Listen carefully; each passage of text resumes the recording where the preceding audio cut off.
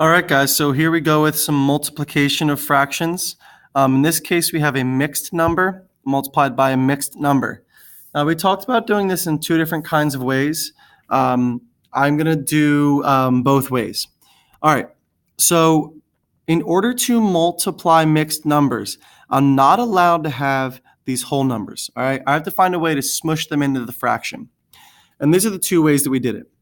The first way that we did it was drawing our boxes, right? So I have two whole boxes and then one extra slice in 2 1/3.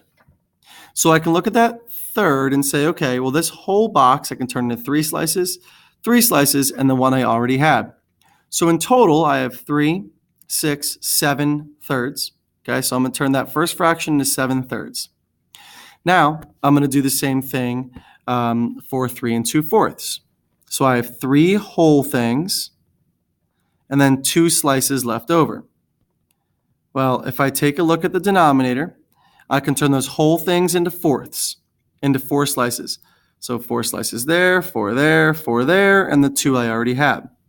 4, 8, 12, 14.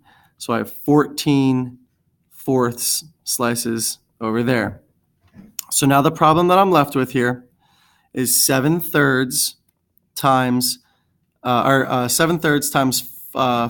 fourths. All right, so I'm going to rewrite that where I have a little bit more space. Let's go 7 thirds times 14 fourths. Okay, well, multiplying across is easy in the denominator. 3 times 4 is just 12. And 7 times 14, I'm going to break that down into 7 times 10 and 7 times 4. So I end up with 70 and 28. So altogether, that is 98. You can leave it at 98 twelfths. That's okay for now. We're just sticking with this, 98 twelfths.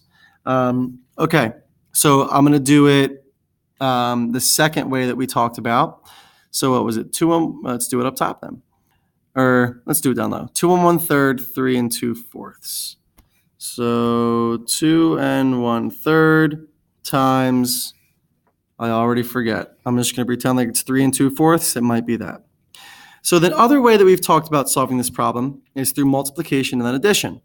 So 2 times 3 is 6, plus the one I already had is 7 thirds, times 3 times 4 is 12, plus the 2 I already had, 14 fourths. And we're going to end up with exactly what we had before, which would be 3 times 4 on the bottom is 12, and 7 times 14 on the top is 98.